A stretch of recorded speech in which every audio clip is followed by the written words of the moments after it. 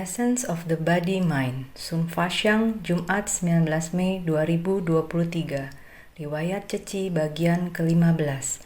Cinta kasih yang murni, tanpa pamrih dan tiada gentar. 15 November 2009. Ceramah master pada kelas intensif untuk staf di Ceci. Di Ceci, silsilah Dharma Chingsi mengajarkan semangat non-duniawi. Semua mempertahankan kondisi batin hening dan jernih, tekad yang luhur dan luas, teguh tak tergoyahkan hingga miliaran kalpa.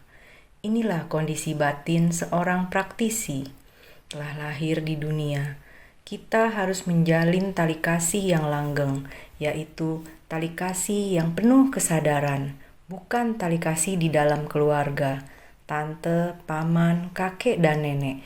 Tidak hanya itu saja. Kita harus melihat semua makhluk di dunia ini, yang tua seperti tetua kita, yang seumuran seperti saudara perempuan atau laki-laki sendiri, yang lebih muda sebagai anak atau junior. Ini sebuah di bawah langit dan di atas bumi. Di dunia ini, di tengah dunia manusia, semuanya adalah keluarga besar kita. Inilah alasan Buddha datang ke dunia, untuk membuka dan menunjukkan kepada para makhluk, karena para makhluk masih tersesat, masih melekat pada cinta kasih yang pendek dan individual. Demi cinta kasih yang hanya beberapa puluh tahun, kebingungan dan kegelapan dan tersesat. Sungguh dunia penuh kesedihan dan penderitaan. Semua dikarenakan berada dalam kebingungan. Berapa banyak sumber bencana di dunia? Dikarenakan cinta kasih yang individual. Jadi Sang Buddha ingin menyadarkan kita, tersadarkan semuanya adalah keluarga sendiri. Kita harus menghargai, kita harus membimbing makhluk yang tersesat. Jalan menuju ke arah pencerahan, arah setiap orang adalah sama satu tujuan. Kekuatan setiap orang adalah kekuatan yang seragam. Setiap orang saling berpegangan tangan. Satu tangan menggandeng satu tangan, ratusan tangan, ribuan tangan, puluhan ribu tangan, bersatu hati dalam kesatuan. Kekuatan tangan semua orang untuk bersumbangsi. 1972 sampai 1973. Kondisi dunia internasional. Penerbangan perdana Airbus A300. Amerika Serikat mengembalikan Kepulauan Ryukyu kepada Jepang. 1973 terjadi krisis minyak dunia untuk pertama kalinya. Pada tahun tersebut, persetujuan damai Paris secara resmi mengakhiri Perang Vietnam. Tentara Amerika Serikat meninggalkan Vietnam. Kondisi masyarakat Taiwan pada tahun 1972 sampai 1973. April 1972, observatorium satelit pertama di Taiwan diresmikan. Desember 1972, 3 stasiun televisi mengurangi penayangan program yang menggunakan dialek Taiwan. Demi memberantas kemiskinan, pemerintah Taiwan menggalakkan sebuah program untuk mendukung orang-orang kelas menengah agar bekerja produktif dan menerima pendidikan. Pada bulan Mei tahun 1972, Ceci membuka rekening untuk transfer dana. September 1972, klinik pengobatan Ceci di Jalan Ren'ai dibuka. Maret 1973, Auditorium Hueri di Taipei mulai membantu penyaluran bantuan Ceci. Oktober 1973, penyaluran bantuan bagi korban bencana Topan Nora. Narator, awal tahun 1970, di tengah tekanan hubungan diplomatik dan ekonomi, Taiwan berusaha untuk berdiri dengan stabil. Tanggal 25 Oktober 1971, dengan jumlah suara 76 berbanding 35, representasi PBB untuk Tiongkok beralih dari Republik Tiongkok ke Republik Rakyat Tiongkok. Sejak itu, Taiwan menyatakan mundur dari keanggotaan PBB. Lalu, pada 1 hingga 2 tahun berikutnya, satu demi satu negara memutuskan hubungan diplomatik, sehingga Taiwan perlahan-lahan terisolasi. Namun selama masa ini, pemerintah meneruskan kebijakan pada tahun 60-an, yakni akan memberikan lahan kepada petani yang bercocok tanam. 9 tahun setelah menggalakkan pendidikan wajib, di tahun 1970-an, pemerintah mulai giat melakukan pembangunan. Selain itu, budaya masyarakat dan tren olahraga mulai tersebar luas dan berkembang lewat tayangan 3 stasiun besar.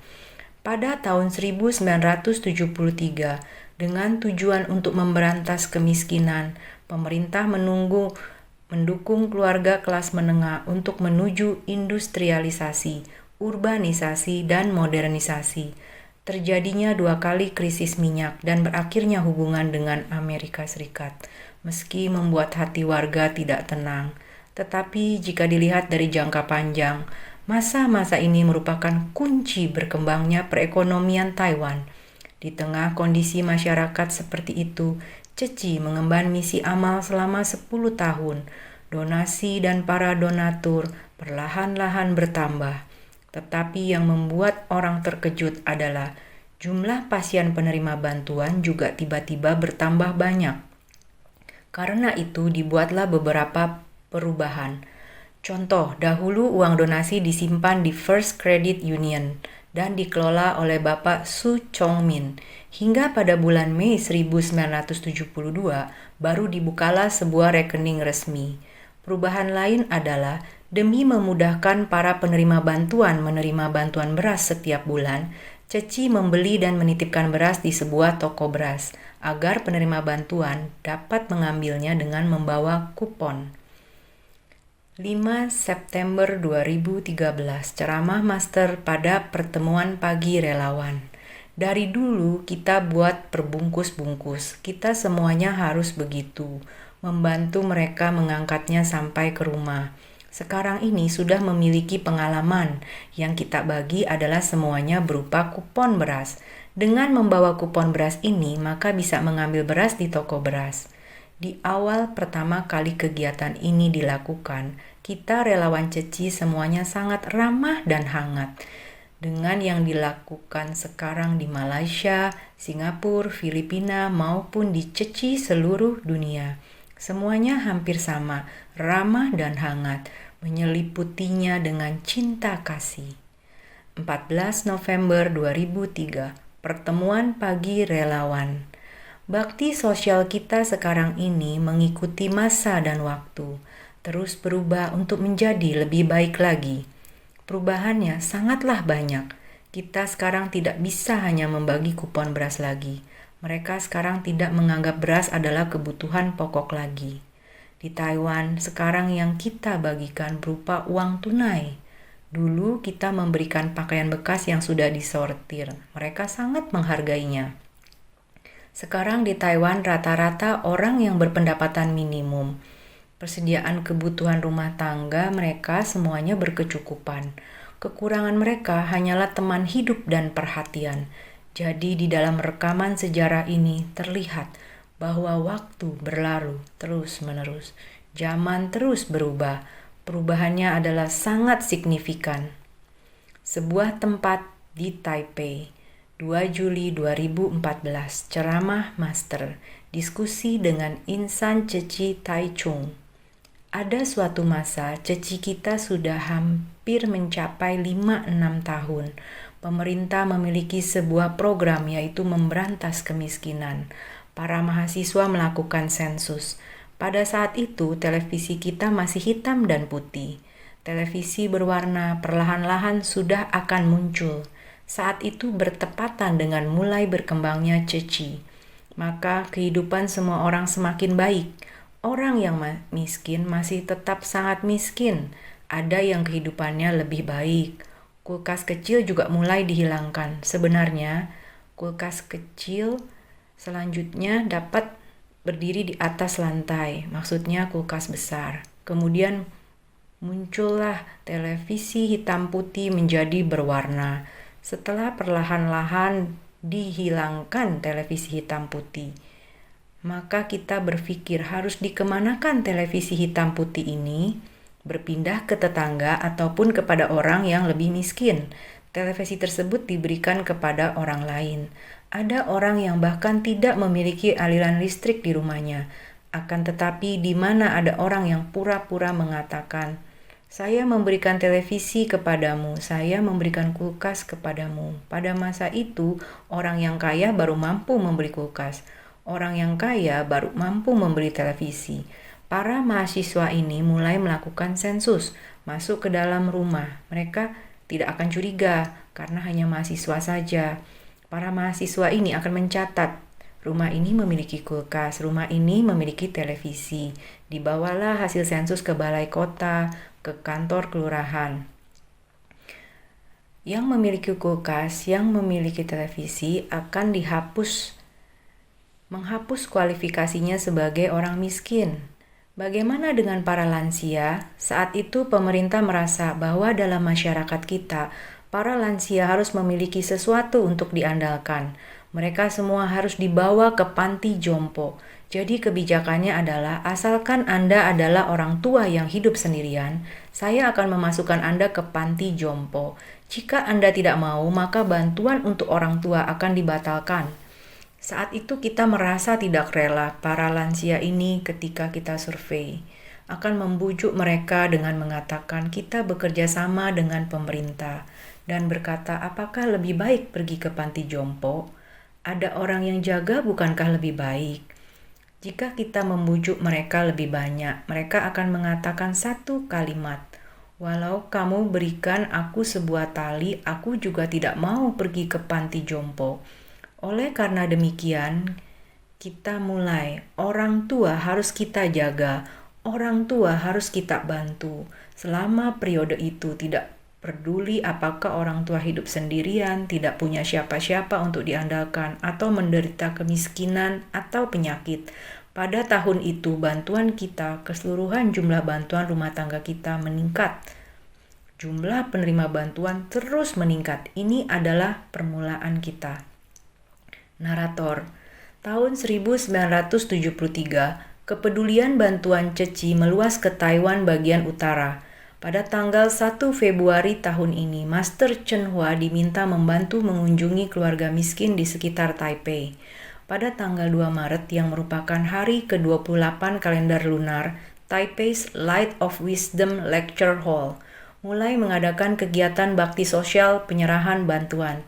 Sejak saat itu menjadi rutinitas bulanan. Ceramah berikutnya diberikan pada bulan Juli tahun 1974 dalam rapat komisaris bulanan. Master menanggapi laporan operasional mereka kepada para hadirin dengan menyebutkan kerjasama antara Light of Wisdom Lecture Hall dengan misi amal kita. 13 Juli 1974, ceramah Master pada Persamuhan Sutra Baisajya Guru. Selama bertahun-tahun di perkumpulan relawan Ceci, kita bisa mengatakan bahwa setiap bulan jumlah keluarga miskin meningkat. Meskipun kami bertambah 6 rumah tangga bulan ini, setelah pertemuan kita masih ada lebih banyak orang dalam situasi mendesak yang membutuhkan bantuan kita. Ada 3 kasus yang lebih mendesak seperti itu.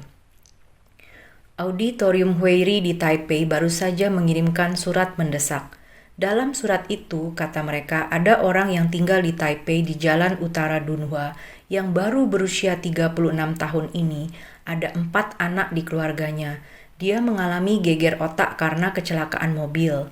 Keadaan keluarga ini sangat sulit sebelumnya. Sekarang karena geger otak dia harus dirawat di rumah sakit dan dia tidak mampu membayar biaya pengobatan. Anda semua tahu tentang biaya pengobatan di Taipei.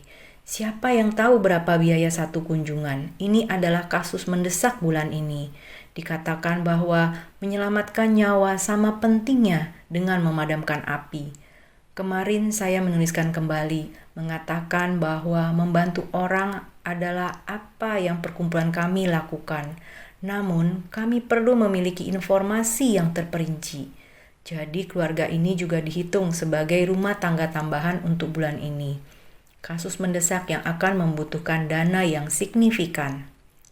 Narator, banyak biksu-biksuni di auditorium Huiri yang panjang sangat memperhatikan relawan Ceci. Master Yin Hai merupakan salah satu di antaranya. 20 April tahun 2000. Ceramah Master pada pertemuan pagi relawan. Jalinan jodoh Ceci dengan Master Yin Hai sangatlah dalam. Pada saat itu, pada pertemuan anggota komite Ceci di Auditorium Huiri, Master Yin Hai juga sangat memperhatikan komite Ceci. Beliau juga membangkitkan tekad pelatihan diri para anggota komite. Pada saat itu, beliau juga memberikan ceramah kepada para anggota komite. Setelah itu, Master Yin Hai pindah ke Amerika Serikat. Jalinan jodoh tidak berhenti sampai di situ. Pada saat itu, Ceci Amerika juga baru terbentuk. Tepat saat itu ada Master Yin Hai di sana yang memberikan bimbingan juga menjaga tekad pelatihan diri lawan Ceci setempat. Narator, Aula Seminar Huiri tidak hanya membantu Ceci dalam menyediakan kantor perwakilan misi amal Ceci di Taipei. Mulai mendatangkan orang-orang berhati baik di wilayah utara sebagai sebuah tempat yang sangat penting. Komite pertama di Taipei, Sechie Qingming pada tahun 1971. Setelah dikenalkan oleh Li Sechie, anggota komite Hualien, dia mulai rutin berdana serta ikut menggalang dana pada tahun 1972. Setelah menyatakan berguru kepada Master, dia mulai giat mengemban misi Ceci di Taipei, di Auditorium Huiri, bertemu dengan Chen Meisu, Yang Yu Sui, Hu Yu Chu, yang merupakan 3 kakak beradik angkat. Mereka banyak membimbing anggota komite senior di wilayah utara Taiwan. Mereka kemudian dijuluki kakak besar, sebagai kakak pertama, kakak kedua, dan kakak ketiga. 22 April tahun 2006. Ceramah Master pada pertemuan pagi relawan. Jika dihitung-hitung, beberapa anggota komite generasi ini sudah meninggal dunia. Namun saya yakin mereka sudah kembali lagi. Sekelompok komite ini berlari di trek berbentuk bundar. Para bodhisatwa ini berlari terus tanpa berhenti meneruskan estafet seperti tidak kakak beradik ini. Anggota komite awal di Taipei melihat kakak pertama, kakak kedua, kakak ketiga. Saya akan teringat pada satu relawan lain yang lebih besar. Orang-orang menjulukinya kakak paling besar. Dia adalah Qingming. Dia adalah benih pertama Ceci di Taipei. Saya percaya dia sudah kembali lagi. Mungkin sekarang dia berusia muda. Setelah terlahir kembali, seharusnya sekarang dia seorang kanak-kanak. Yakin dia ingin membantu kakek guru, menolong orang yang menderita. Saya rasa pasti demikian. Menyelamatkan anak keluarga Wu. Narator, di 10 tahun awal sejak Ceci didirikan, dari misi amal melihat betapa pentingnya kesehatan. Tahun 1972, klinik pengobatan gratis yang telah didirikan, meskipun telah menyelesaikan beberapa masalah, malah membuat Master menemukan lebih banyak masalah. Sistem dana deposit menjadi sebuah pengecualian. Pada bulan Juni 1973, masalah di luar prediksi dari seorang anak bermarga Wu menambah dalam ikrar yang dibangun Master. 8 Mei 1994, ceramah Master di pagi hari. Kasus ini juga memberikan ingatan yang sangat dalam bagi saya. Awalnya merupakan keluarga kecil yang sehat. Suatu hari, waktu mereka bekerja di atas bukit, mendadak ada orang yang datang melapor dan mengatakan bahwa anak mereka jatuh ke dalam air dan meninggal. Mereka pulang merasa sangat terpukul dan sedih. Tetapi selang tidak lama kemudian, 3 orang anak di rumah bermain api. Sebuah pondok jerami terbakar lagi. Pada saat itu suaminya berkata, anak-anak tidak dijaga dengan baik. Maka kejadian anak jatuh ke dalam air juga terjadi kebakaran rumah. Dia merasa bahwa seharusnya meninggalkan 1 orang untuk menjaga rumah. Dengan demikian suaminya pergi menangkap ikan. Hari ketiga suaminya pergi menangkap ikan. Karena melaut ada angin kencang, kapal terbalik. Jadi suami tidak pernah kembali lagi. Pada saat itu, istri ini benar-benar sakit hatinya. Kasus ini barulah dilaporkan kepada kita. Pada saat itu dia tidak memiliki rumah. Suami juga tidak pulang. Rumah ini tidak sanggup untuk dibangun kembali. Kasus ini dilaporkan kepada kita. Dengan demikian, kita membantunya membangun sebuah rumah. Rumah telah selesai dibangun. Kebetulan saya akan pergi ke Taipei. Dengan demikian, saya naik kereta melewati Yilan. Saya ingin pergi melihat-lihat bagaimana rumahnya ini setelah dibangun. Setelah pindah, masuk, tinggal, apakah baik-baik saja? Setelah tiba di desa mereka, tetangga mereka, Wu Li Wu Rou, saya bertanya, apakah ada orang dengan nama ini tinggal di sini? Dia berkata, benar ada. Saya berkata, di mana orangnya? Dia berkata, anaknya nakal, pagi-pagi di tengah tumpukan batu digigit ular. Sekarang sudah dibawa ke rumah sakit. Dengar-dengar harus membayar uang jaminan. Apabila tidak akan menyuntikkan serum. Dia tidak punya uang untuk membayar uang jaminan. Dengar-dengar akan keluar dari rumah sakit.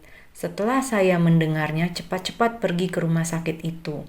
Ternyata dia benar-benar tidak punya uang untuk membayar uang jaminan. Benar-benar akan keluar dari rumah sakit. Saya segera pergi mencari bagian sosial rumah sakit dan berkata kepada mereka, semua biaya rumah sakit anak ini saya akan membayarnya. Tolong kalian segera melakukan pengobatan. Demikianlah anak ini baru mendapatkan pengobatan seperti anak normal. Baru bisa disuntikkan serum dan baru membiarkannya tinggal rawat inap di rumah sakit. Oleh karena kasus ini kasus lama, selain kasus pengobatan, Ceci juga membantu mereka dalam jangka waktu yang panjang, kurang lebih 10 tahun sampai anaknya dapat mandiri dan mendapatkan pekerjaan. Kita baru menghentikan bantuan. Narator, saat itu Nyonya Wu menangis di depan RSUD dan meminta pertolongan, membuat Master sangat terpukul. Oleh karena itu, setelah rumah sakit Ceci didirikan, Master memberi pengumuman tidak memungut uang jaminan. Pengalaman dari Topan Nora, 5 Februari tahun 2010. Ceramah Master pada pertemuan pagi relawan. Pada bulan Oktober 1973, sepertinya hari nasional, waktu itu liburan Oktober, ada sebuah angin topan namanya angin Topan Nora melanda Taiwan dan menyebabkan bencana besar bagi Taiwan Timur dan Tenggara. Daerah yang terkena bencana mulai dari Yuli dan Ruisui sampai Tau di selatan, inilah daerah yang paling parah terkena dampaknya. Setelah 2 hari, saya membaca satu-satunya surat kabar di Taiwan Timur, yaitu berita harian Keng Seng, melaporkan bahwa di selatan Yuli bencana sangat parah.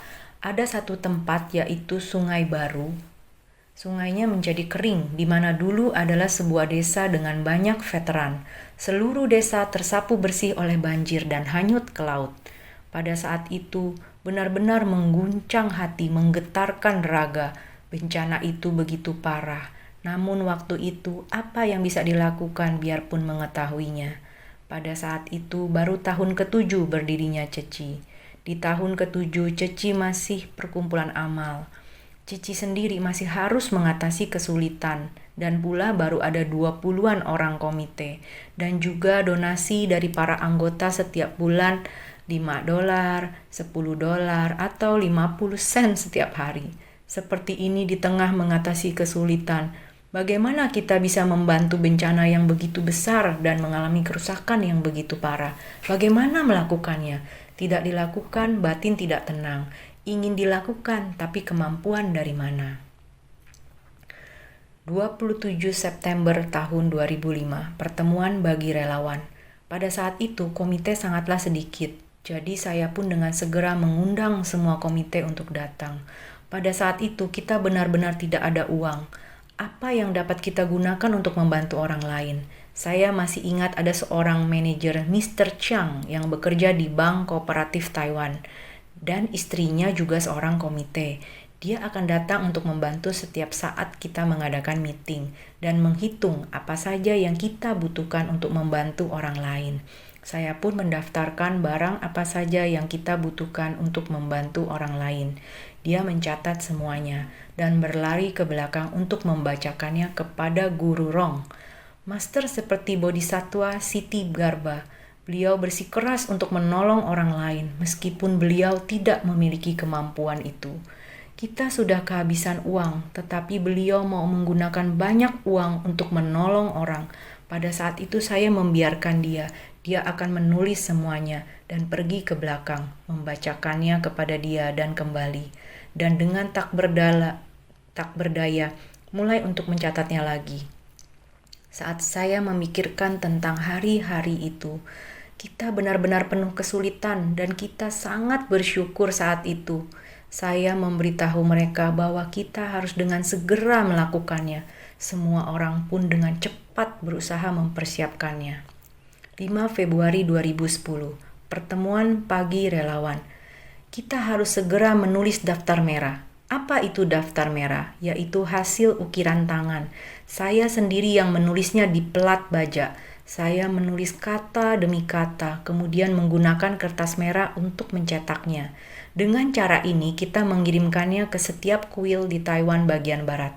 Ada anggota kita yang memiliki teman di Taiwan bagian barat yang bisa membantu saya untuk mengirimkannya.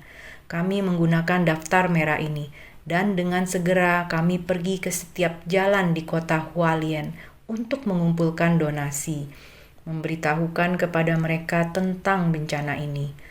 Banyak orang berkata, kami tidak melihat ini dalam berita, sehingga sangat sulit untuk mengumpulkan donasi. Jadi selanjutnya kami berkata bahwa mereka juga boleh menyumbangkan pakaian dan barang lain juga boleh. Jadi saat itu banyak orang yang menyumbangkan pakaian bekas mereka. Pakaian bekas pun menumpuk seperti tumpukan sampah saat ini. Dengan insan ceci yang jumlahnya sedikit, kita harus membereskan setumpuk pakaian ini yang berdatangan dari Taiwan bagian barat dan bagian timur. Sungguh sulit untuk membereskan pakaian ini. Namun bagaimana kita bisa menyalurkan ini kepada orang lain? Saat itu saya berkata, berikan apa yang kamu sendiri inginkan. Lagi pula bila kita hendak memberikan pakaian kepada orang lain, kita harus memastikan bahwa pakaian ini bisa dipakai. Jadi saya berharap bencana bagi semua orang hanya terjadi sementara saja. Mereka bukan pengungsi namun korban bencana. Saya mengajak para komite agar mencarikan orang yang penuh kasih untuk membantu merapikan pakaian dan membuat pengelompokan. Yang kotor dibawa pulang untuk dicuci, yang kekurangan kancing mohon dapat dipasang kembali. Gelombang pekerjaan ini melibatkan seluruh komite dan donatur wilayah Hualien. Mereka semuanya bersumbangsi dengan sungguh-sungguh.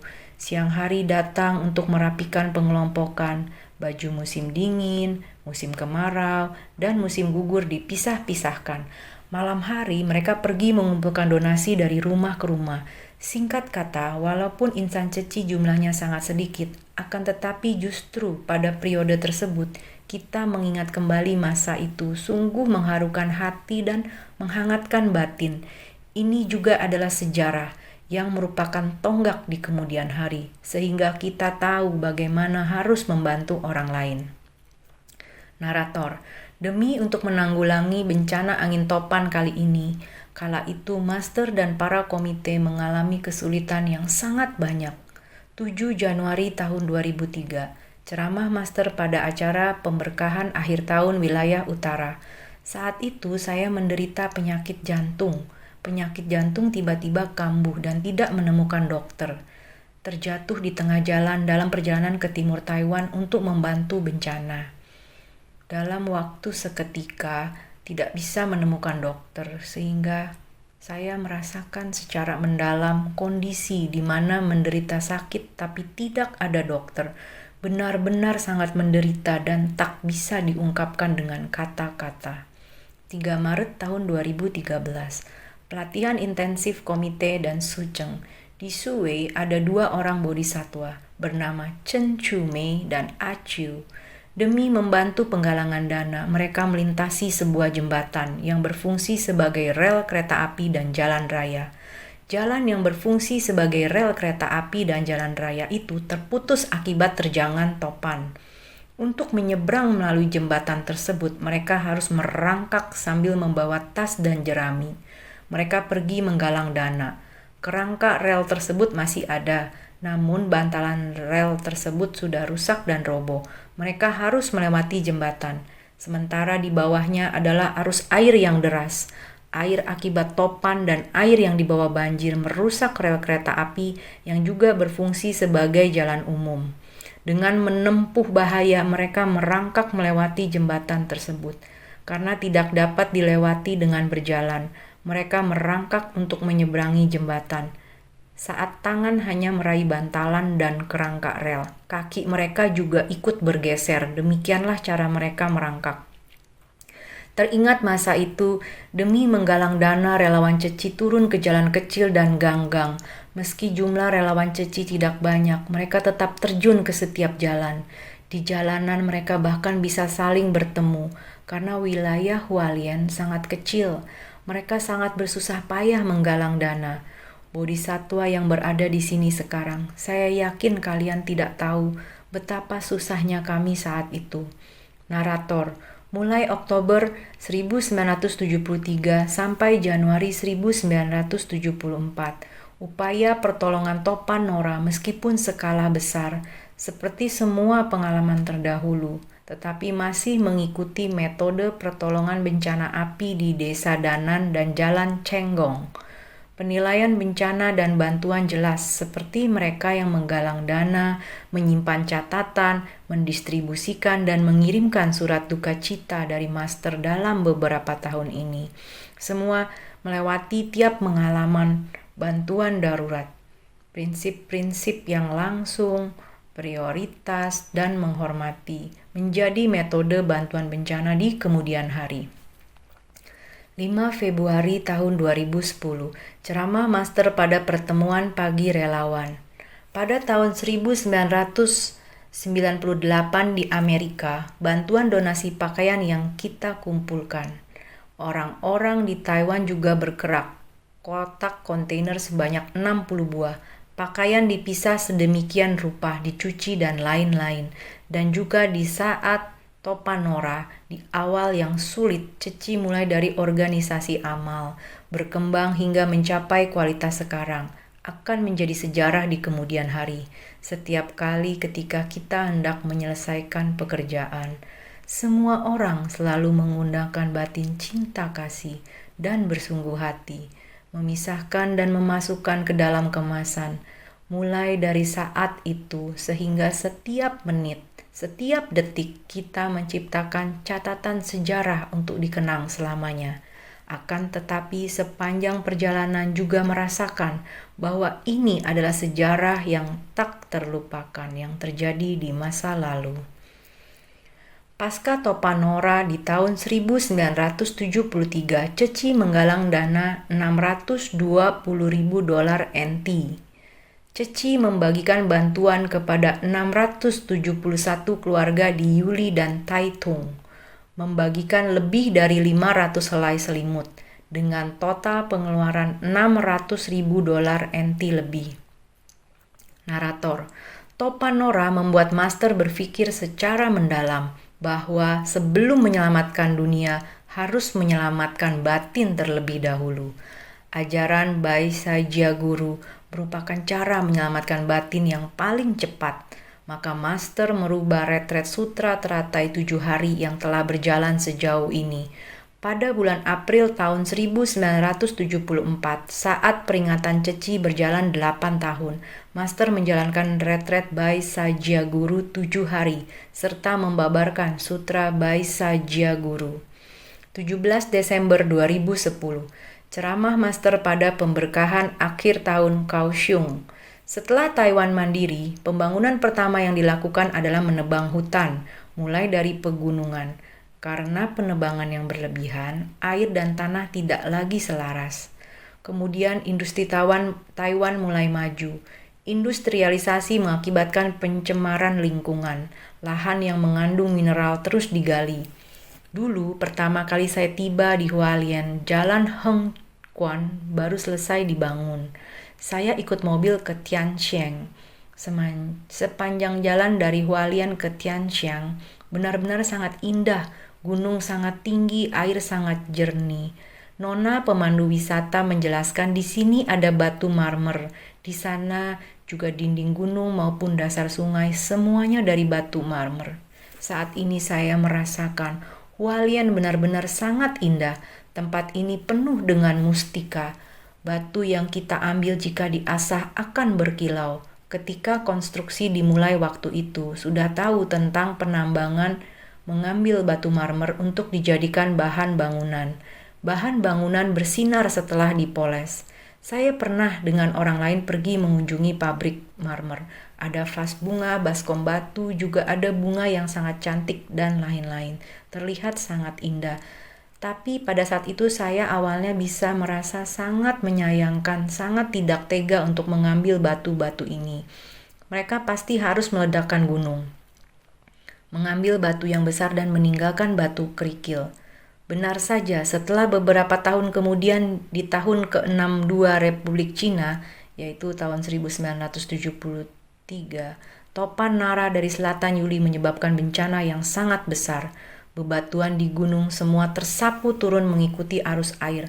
Banyak sekali orang yang rumahnya tertimbun batu dari gunung, bukan hanya tertimbun tanah saja, tapi oleh batu kerikil.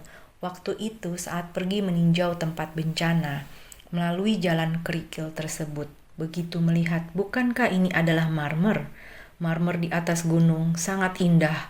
Kemudian diledakkan dengan bubuk mesiu untuk membukanya. Yang besar diambil, yang hancur dibuang. Jadi pohon-pohon di gunung telah ditebang. Konservasi air dan tanah sudah tidak ada. Ketika banjir datang, gunung yang telah diledakkan, sehingga tersisa di sana hanya batu kerikil. Begitu air turun, kerikil-kerikil itu akhirnya mengikuti arus air mengalir turun. Jadi menyebabkan bencana yang sangat besar, sehingga makin dilihat hati semakin cemas. Mengapa manusia harus demikian, merusak gunung, sungai, bumi, membuat begitu banyak orang menderita? Bencana yang membuat tiada rumah lagi. Mulai dari saat itu, setiap tahun ada angin topan, ada korban manusia. Bencana manusia bukan dibuat oleh langit, tapi dibuat oleh manusia. Niat tamak manusia begitu dimulai, maka begitulah pikiran tamak akan pergi melakukannya dan merusak bumi. 18 Desember 2009, pemberkahan akhir tahun Kaohsiung. Manusia karena tamak, benci, dan bodoh. Kebodohan ini membuat mereka cuma mengejar yang singkat, sangat singkat, keuntungan dekat yang bisa kita lihat. Maka tidak bisa memikirkan segalanya, menyebabkan kerusakan terhadap bumi. Kita melihat rumah seperti ini di samping sungai, sebenarnya masih ada tepian sungai. Tetapi kamu melihat air berlimpah melewati tepian sungai, tanggul. Rumah itu seperti tahu yang dibelah. Kehidupan manusia tidaklah kekal. Bumi sangat rentan. Ini yang dikatakan Buddha kepada kita. Narator, bantuan bencana kali ini. Ada satu keluarga berulang kali mengalami bencana. Master mempunyai kesan yang mendalam. 18 Oktober tahun 2009. Ceramah Master di kantor penghubung Taitung. Waktu itu di Taitung, sewaktu kita memberi bantuan di Chiesou Hall, juga mendengar, dulu saya di Taiwan bagian tengah disentakkan oleh bencana tahun 87, sehingga pindah ke belakang gunung. Kali ini kita juga mengalami bencana banjir dan bencana topan Toraji. Bencana ini juga sangat parah. Sewaktu saya menjenguk mereka, ada 2 atau 3 orang yang mengatakan, "Mengapa kita begini?" Saya ingat kita barusan dikagetkan oleh bencana banjir tahun 87. Baru berpikir untuk pindah ke belakang gunung, merasa aman di sini. Kenapa kali ini kita kena musibah lagi? Kalian lihat, karma itu mengikuti kita terus. Apabila ada sebab dan kondisi, ada kekuatan karma, maka dikendalikan oleh nasib. Sehingga kita harus benar-benar yakin penderitaan kehidupan manusia sangatlah banyak. Semestinya pada zaman kemunduran Dharma ini juga disebut akhir zaman. Orang sekarang menyebutnya era, yaitu akhir zaman. Pada saat ini kita mestinya selalu waspada. 5 September tahun 2002, Asosiasi Kader Pelestarian Lingkungan. Saya sering ingin mengatakan, Semua makhluk pasti ada karma kolektif, karena di tempat yang miskin, menjaga diri sendiri saja tidak sempat, mana mampu lagi untuk menjaga orang lain. Tidak mampu menjaga orang lain adalah tidak dapat menciptakan kebajikan. Tidak ada karma baik yang bisa dihasilkan. Ini adalah sirkulasi dari keburukan. Ini benar-benar tidak mampu tertolong lagi. Kalau dipikirkan sangatlah sedih. Maka kita selalu mengatakan, pada waktu kita ke sana memberi bantuan, kita menggunakan bahasa tubuh untuk membawa mereka keluar dari lingkaran penderitaan, membuat mereka terharu. Kita menolong mereka juga berharap membimbing mereka, maka disebut menolong dan membimbing. Menolong adalah memberi bantuan sewaktu mereka ada bencana. Kita pergi membantunya, bersumbangsi. Bila mereka telah selamat, kita masih harus membimbing mereka. Maka disebut menolong dan membimbing semua makhluk hidup. Menolong dan membimbing para makhluk ini dibagi dua hal. Satu hal sewaktu darurat kita harus ke sana menolongnya. Sehingga sewaktu selamat kita harus membimbingnya. Yang kita lakukan pertolongan dan bimbingan. Taiwan adalah demikian, luar negeri juga sama. Sehingga bencana di dunia yang begitu banyak, bila kita selalu membangkitkan hati cinta kasih ini, memandang luas ke seluruh dunia, melihat dunia ini, apakah itu bencana alam atau petaka akibat ulah manusia, kita pasti bisa melakukannya. Kita harus dapat melangkah sampai di sana, berharap tangan kita bisa sampai ke sana. Kita bisa menggunakan cinta kasih kita untuk bersumbangsi.